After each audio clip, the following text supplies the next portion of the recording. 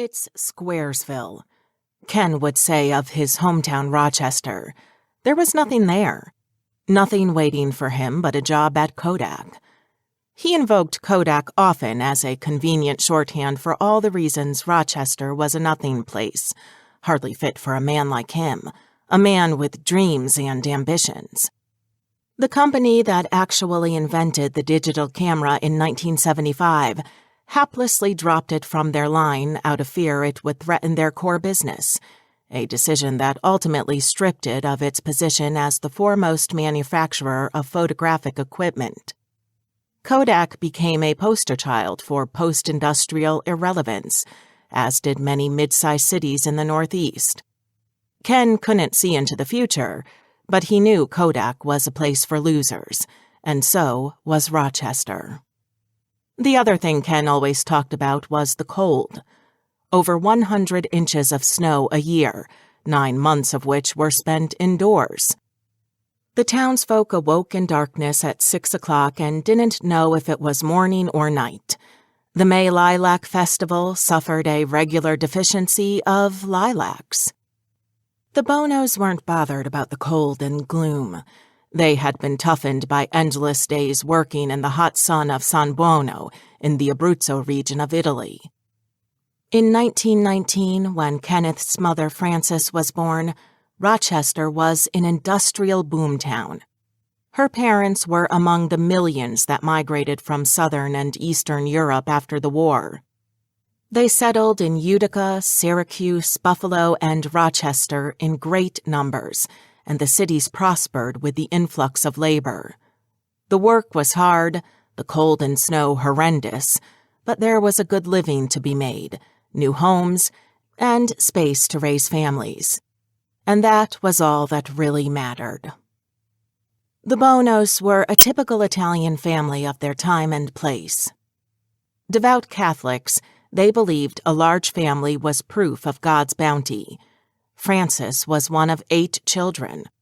Her father worked long, exhausting hours as a manual laborer, supporting his expanding brood. Mother was occupied all day with the tasks of managing the household and feeding the children.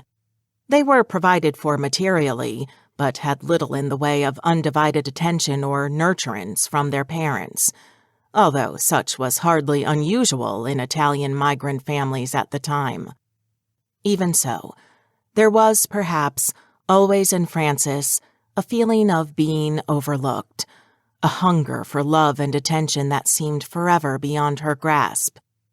The shy, sweet temperament of Nicholas Bianchi, therefore, suited her.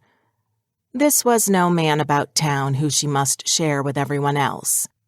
The two met at Jefferson High, where they became fast sweethearts. Even then, they were a study in contrasts. Frances was opinionated and liked to take charge. Nicholas was retiring and gentle.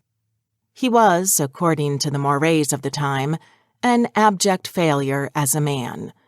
He tried to enlist in the army but was rejected because of his phobias of insects and worms and a chronic stutter, for which he had been mercilessly teased throughout school.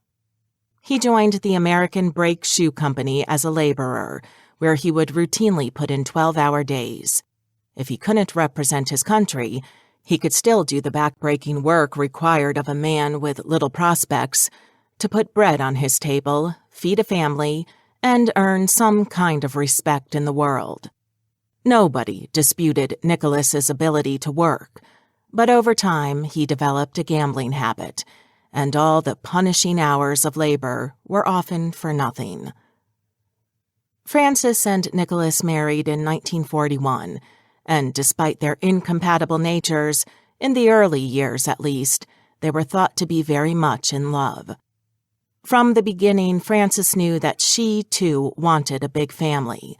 As soon as they were married, Frances and Nicholas began trying for a baby.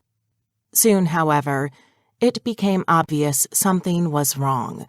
Nothing was happening. She consulted a doctor and learned that not only was she unable to conceive, but that she was suffering a life-threatening condition and needed an immediate hysterectomy.